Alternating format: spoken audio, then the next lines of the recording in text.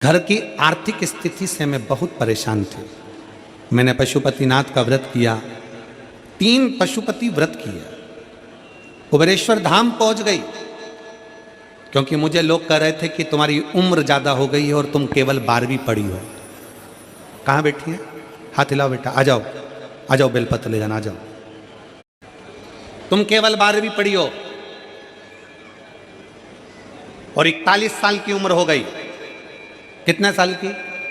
41 साल की उम्र हो गई और 12वीं पढ़ी हो, तुम्हारी सरकारी नौकरी नहीं लग सकती। मैंने भी ठान लिया था कि सियोर वाला महाराज कहता है पंडाल में बैठकर मांगो तो मिलता जरूर है, और कुबेरेश्वर धाम जाओ, वहां से कोई खाली नहीं जाता। मैं भी कुबेरेश्वर धाम पहुंच गई और कुबेरेश्वर धाम पर जाकर मैंने बाबा से विनती करी, कंकर शंकर की पूजन करी। बाबा से कहा, बाबा भले मैं 41 साल की हो गई, 12वीं पढ़ी हूं, तो क्या मैं सरकारी नौकरी नहीं कर सकती? और तू है तो सब कुछ हो सकता है। थोड़ी मेहनत हाथ की, बाकी कृपा भोले नाथ की। और बाबा शायद दुनिया की पहली मैं कोई होंगी जिस 41 वर्ष की उम्र में सरकारी औषधालय में पीटीएस के पद पर नियुक्त हो गई। मैं बाबा को प्रणाम करती हूँ, मैं बाबा को नमन करती हूँ। ये शिव है, देवता का काम है भाग्य लिखना, और मेरे महादेव का काम है भाग्य को पलट देना। देवता का काम है भाग्य लिखना, वो लिखेगा, विधाता भाग्य लिखेगा, देवता भाग्य लिखेंगे, पर उसको पलटने की सारी क्रमता वो शिव की है।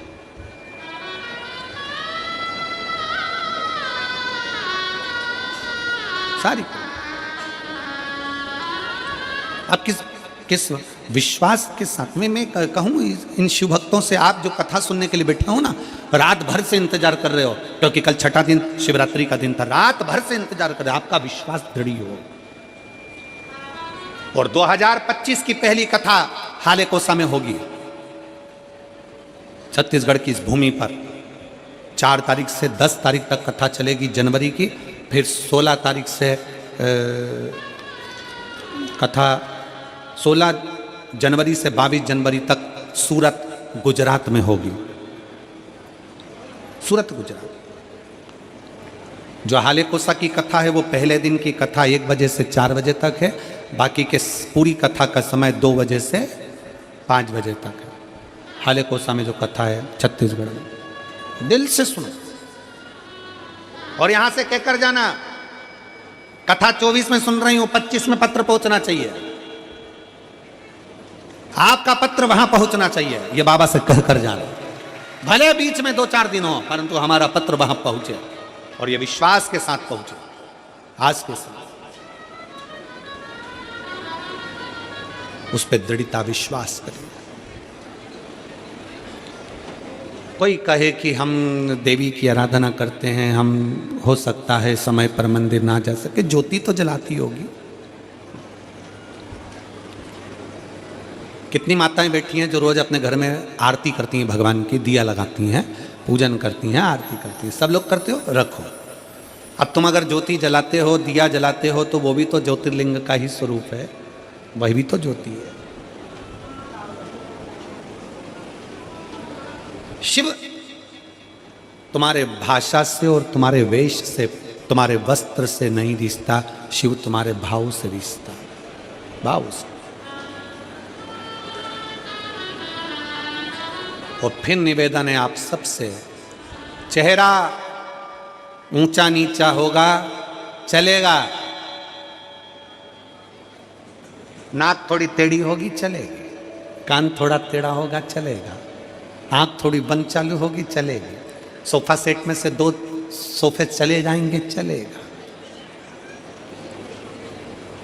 चेहरा ऊंचा नीचा होगा चलेगा, पर स्वभाव ऊंचा नीचा होगा तो महादेव को नहीं चलेगा, महादेव को नहीं चलेगा। चेहरा चलेगा, थोड़े काले पीले हो गए चल जाएगा, थोड़ा सा रंग ऊंचा नीचा होगा चल जाएगा, थोड़ा सा चेहरे में कहीं मालूम पड़े ऊंचा नीचा काम हो चले जाएगा, सब चलेगा। जिनके बाल है वो भी चल रहा है, जिनके बाल नहीं है सियोर वाला महाराज वो भी चल रहा है, उसमें क्या दिक्कत? चेहरा ऊंचा नीचा होगा चल जाएगा, पर अपना स्वभाव ऊंचा नीचा नहीं होना चाहिए, क्योंकि यही स्वभाव के बल पर घर चलता है, यही स्वभाव के बल पर दुकान चलती है, यही स्वभाव के बल पर फैक्ट्री चलती है, और यही स्वभाव के बल पर मेरे महादेव की कृपा बरसती है। आपका स्वभाव निर्मल होना चाहिए। निर्मल मन सो मोहि पावा।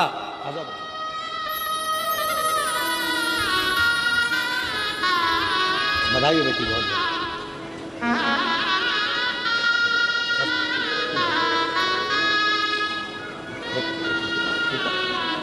बधाई आपको, बहुत बहुत। एक बार जोरदार ताली बजाओ। शंकर जी के पीछे पड़ गई थी। मैंने कथा में सुना है, सियोर वाला महाराज बोला है, भले 12वीं करी हो, भले 41 साल की होगी, पर तो नौकरी तो लगना चाहिए।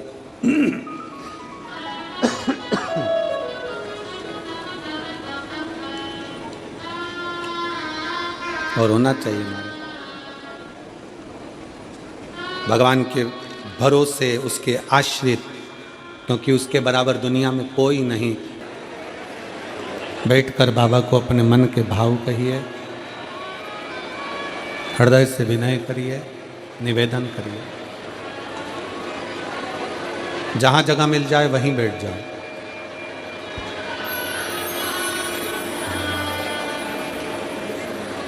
दिल से बाबा को प्रार्थना करोगे, दिल से कहोगे, बाबा दिल से स्वीकार करेगा। बैठकर बाबा को अपने मन के भाव हृदय से कहिए।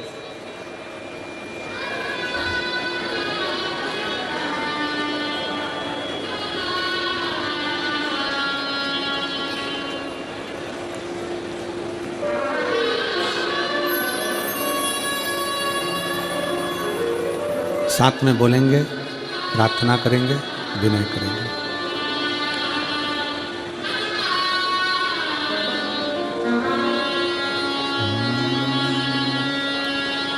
श्री शिवाय नमस्तुभ्यं।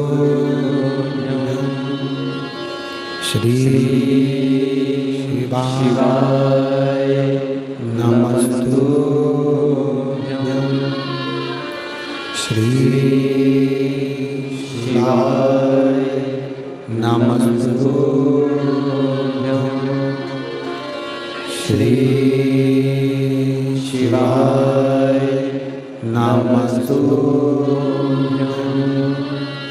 श्री शिवाय नमस्तुभ्यं। भोला सब दुख काटो हमारा, भोला सब दुख काटो हमारा।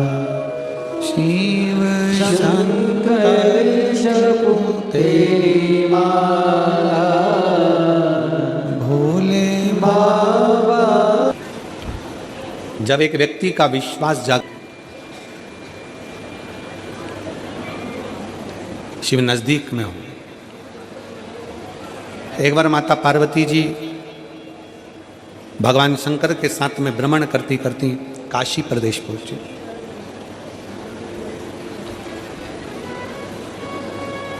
काशी की पवित्र भूमि पर मां विराजमान हुई।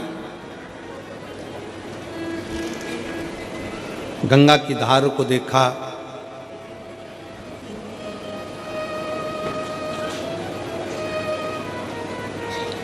घाट पर थोड़ी देर मां बैठ गई। भगवान शंकर ओघड़दानी भी काशी के उस गंगा मैया के घाट पर विराजमान हो। थोड़ी देर होने के बाद में माता पार्वती जी जब देखती हैं कि काशी के इस पवित्र घाट पर कितने कितने जीव, छोटे से छोटा जलचर, थलचर, वायुचर, एक छोटी सी इल्ली भी, माता पार्वती जी देखती हैं कि पानी में एक छोटा सा जीव भी अगर बहकर जा रहा है तो कुछ देर में वो जीव देवलोक को चले जाता है। कुंडल पहनता, सुंदर स्वरूप धारण करता, सुंदर आभूषण धारण करता, सुंदर वस्त्र धारण करता और अपने धाम को जा रहा है।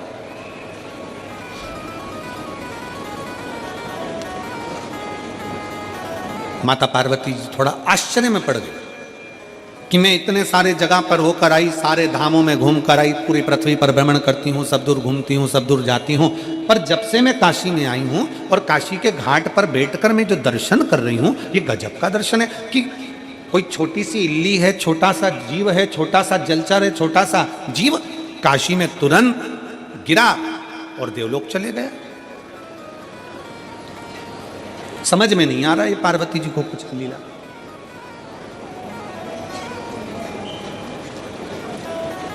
भगवान शंकर पार्वती के स्वरूप को देखकर मुस्कुरा रहे। और हमने पहले भी कथा में एक बात कही, आज फिर कहते हैं, पत्नी के प्रश्न का उत्तर हमेशा पति को मुस्कुराकर देना चाहिए, तो घर में कभी क्लेश होगा ही नहीं।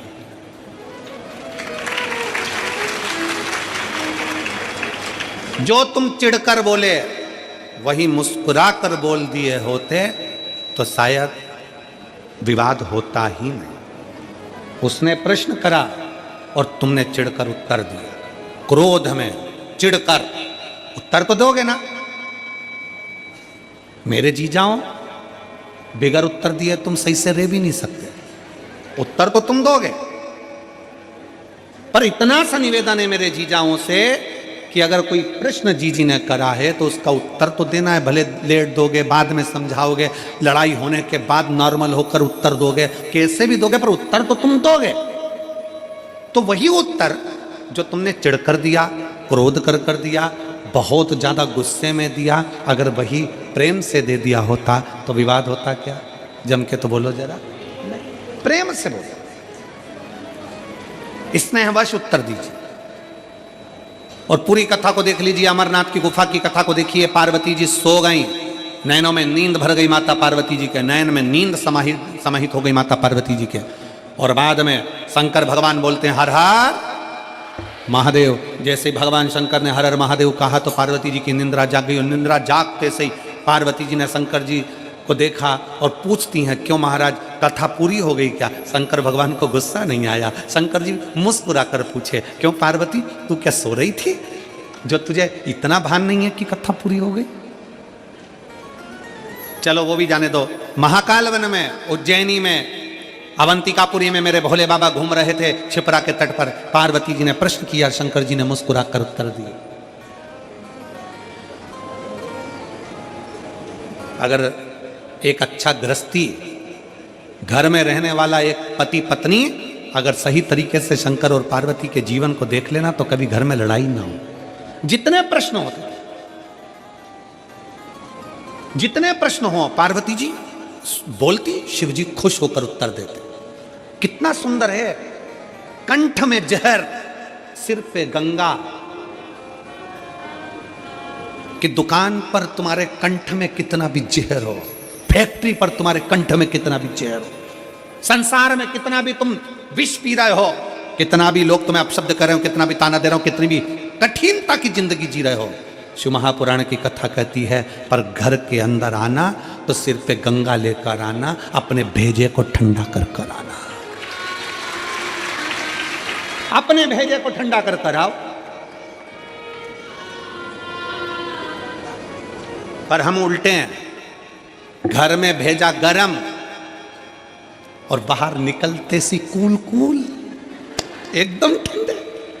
तो फिर पत्नी को थोड़ा टेंशन तो होता है, तुम घर में इतना गुस्सा करते हो और बाहर तो तुम्हारी आवाज नहीं निकलती। बाहर तो इतने प्रेम से बात करते हो, हाँ भाभी जी, हाँ भैया जी, हाँ काका जी, हाँ बुआ जी, हाँ फूफा जी, तो उसको तो चिंता लगेगी। फिर वो भी सोचती है कि कोई ना कोई बात जरूर है।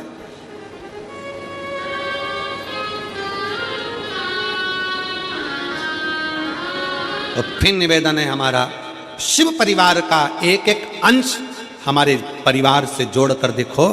शंकर भगवान मस्तक पर गंगा लेकर चलते हैं, मतलब अपने भेजे को ठंडा रखो जब घर में रहो। शंकर भगवान अपने पूरे परिवार के साथ दिखते हैं। बोलो, शंकर जी का फोटो देखना, शिव जी के इधर गणेश जी हैं, कार्तिकेय जी हैं, सुख सुंदरी है, पार्वती जी हैं। शिव महापुराण की कथा कहती है, घर में जितनी देर रहो अपने बच्चों के साथ थोड़ी हंस बोल कर जिंदगी निकालो। बुढ़ापा आएगा तो ये बच्चे करीब में दिखेंगे।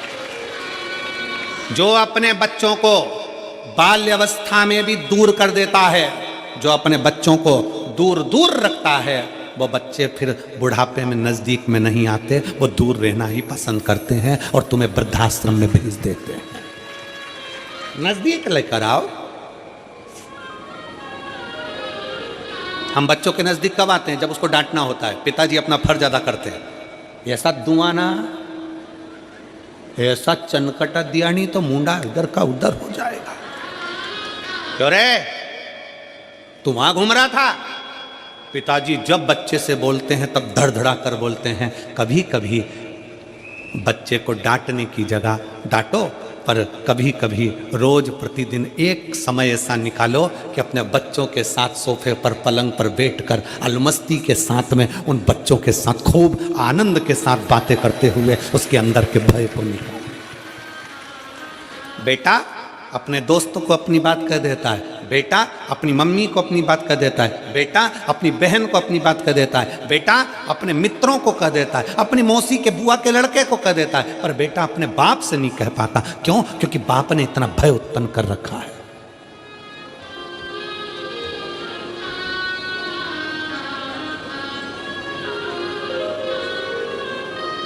भय उत्पन्न कर दिया। कुछ समय निकालिए बच्चों के साथ में रहकर अलमस्त जीवन जीने के लिए। भगवान शंकर की कथा कहती है, गणेश जी उनकी गोदी में है, पार्वती कार्तिकेय उनकी गोदी में है, सांप उनके गले में है, गंगा उनके मस्तक पर है, पार्वती जी नजदीक में है, और चेहरे की स्माइल, मेरे शंकर भगवान के चेहरे की प्रसन्नता देखना कि कितनी प्रसन्नता। परंतु यहां उल्टा है, परिवार वाले अगर साथ में होते हैं तो पति की स्माइल खत्म हो जाती है, स्माइल समाप्त। मेरे शंकर भगवान परिवार के साथ है तो पूर्ण स्माइल के साथ, पूरी प्रसन्नता के साथ है। मेरा शिव का परिवार कहता है, जब अपने अपनों के साथ बैठो तो स्माइल चेहरे पर होना चाहिए। अकड़, तुम्हारा अहम, तुम किसी भी कंपनी के मालिक हो, तुम किसी भी कुर्सी के मालिक हो, तुम्हारी कितनी भी प्रतिष्ठा हो, तुम कितने भी अधिकारी हो, उसको कोने में पटको। बच्चों के साथ एंजॉय का जीवन जियो, अपने परिवार के साथ खुश होकर जीवन। कलेक्टर हो गए अपनी जगह के, एसपी हो गए अपनी जगह कर, मिनिस्टर हो गए अपनी जगह के, मंत्री हो गए अपनी जगह के। एक समय ऐसा आता है कि वो कुर्सी से नीचे उतरते हो, कलेक्टर की कुर्सी से नीचे उतरोगे, एसपी की कुर्सी से नीचे उतरोगे, अधिकारी की कुर्सी से नीचे उतरोगे, पद की कुर्सी से नीचे उतरोगे, मंत्री संतरी कलंतरी की कुर्सी से नीचे उतरोगे। उस समय पर जब नीचे उतरोगे, उस समय पर जिसको तुमने स्माइल दी है, प्रेम से बात करिए, वो तुम्हारे करीब में आएगा। अकड़ में रहोगे तो कोई तुम्हारे नजदीक में नहीं आएगा, दूर हटते चले जाएंगे। स्नेह दीजिए, प्रेम।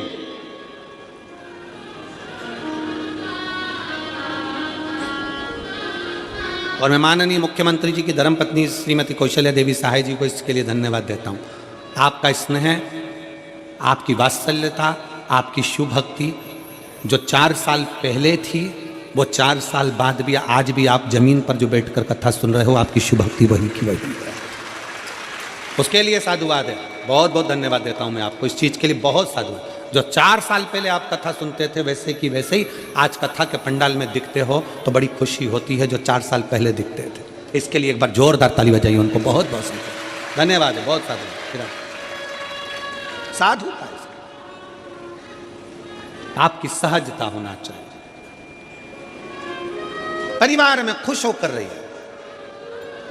पिता का फर्ज केवल यह नहीं है कि बच्चों को चिल्लाए, पिता का फर्ज केवल यह नहीं है कि बच्चों को अपशब्द कहे, पिता का फर्ज एक ये भी है कि बच्चों के दिल में क्या चल रहा है, एक बाप अपने बेटे के मुख से निकल वाले बिठाकर, समझाकर, पूछकर उसके दिल का दर्द पूछ ले। बेटा क्या बात है, बाबू क्या हो गया, क्या बात है।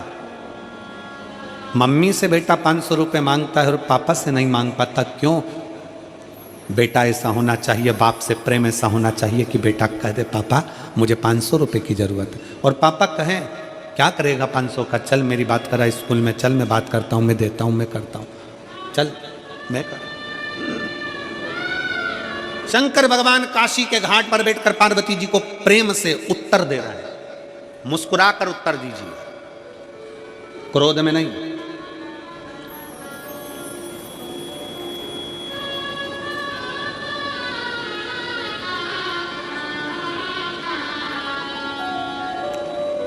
ठंड चल रही है, लोग दूध की मलाई चेहरे पे लगाते हैं।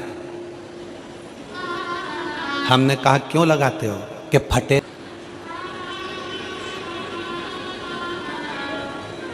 दूध की मलाई चेहरे पर लगाई तो चेहरा नहीं फटता, थोड़ी सी स्माइल मुख पर आई तो रिश्ते नहीं फटते।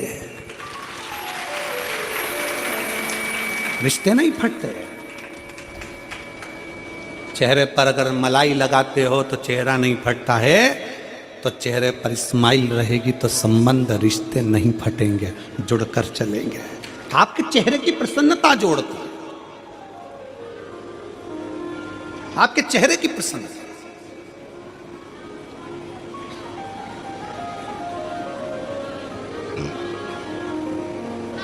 खुश होकर पार्वती जी भगवान शंकर को प्रश्न कर रही। भगवान शंकर से पार्वती जी प्रश्न कर, और कई कई जगह पर ऐसा भी होता है कि प्रश्न उल्टे सीधे हो जाते हैं तो पति को क्रोध आ जाता है। प्रश्न उल्टे सीधे। तो मेरी जीजियों से भी निवेदन है मेरी जीजियों जगदम्बाओं, है मेरी मां अम्बे, मेरी जीजियों, निवेदन है तुम्हारे प्रश्न हो मना नहीं, पर वो प्रश्न तुम्हारे चिढ़कर या शंका में प्रश्न नहीं होना चाहिए। जब तुम्हारे दिमाग में शंका चलने लगती है और शंका में तुम प्रश्न करती हो तो अच्छे से अच्छा घर टूट जाता है। इसलिए प्रश्न शंका में नहीं, प्रश्न शक में नहीं। तुम्हारे प्रश्न भी शंका और शक में नहीं होना चाहिए। तुम्हारे प्रश्न करो दिल खुश रहकर, मुस्कुरा कर करो, प्रसन्नता में। कई बार मेरी जीजियां ऐसा प्रश्न कर लेती हैं, शंका में प्रश्न कर लेती हैं, क्यों आज तुम्हारी डीपी डली थी? वो कहते हैं ना कि वो ये मोबाइल जब से आया है ना, तब से दुनिया के लोगों की हालत खराब कर दी इस मोबाइल। पहले के समय में तो पंडित लोग भी पंचांग में तिथि और तारीख देखते थे। आज के जमाने में तो पंडित भी मोबाइल में ही तिथि तारीख देख लेते हैं और पूरा संकल्प बोल देते हैं।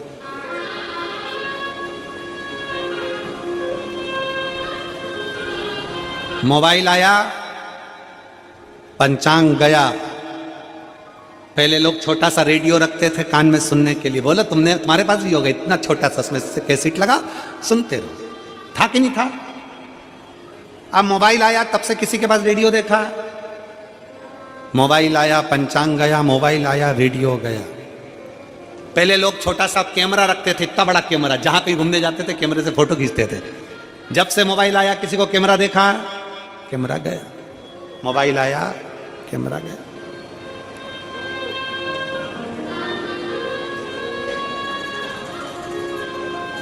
पहले लोग साथ में बैग के अंदर टॉर्च रखते थे।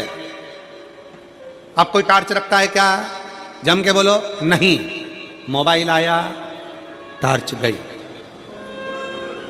पहले के जमाने में लोग डायरी रखते थे, पेन रखते थे नंबर लिखने के लिए, नाम लिखने के लिए। जब से मोबाइल आया, डायरी गई। मोबाइल आया, पंचांग गया, मोबाइल आया, डायरी गई, मोबाइल आया, रेडियो गया, मोबाइल आया, टॉर्च गई। और वही मोबाइल तुम्हारी पत्नी के हाथ में आया कि तुम गए। वही मोबाइल। इसलिए सावधान इंडिया, थोड़ा सावधान रहिए, थोड़ी सावधान। मुस्कुरा कर उत्तर दो। पति से निवेदन है वो अपनी पत्नी को मुस्कुरा कर उत्तर दे, और पत्नियों से निवेदन है मुस्कुरा कर अपने पति से प्रश्न करे। प्रश्न करने की भी तरीका होता है। मेरी जीजियों से निवेदन है, कभी भी उदास मन से या तुम्हारे मन में कुछ भी चल रहा है ना, उसको पहले प्रसन्नता पे लेकर आओ।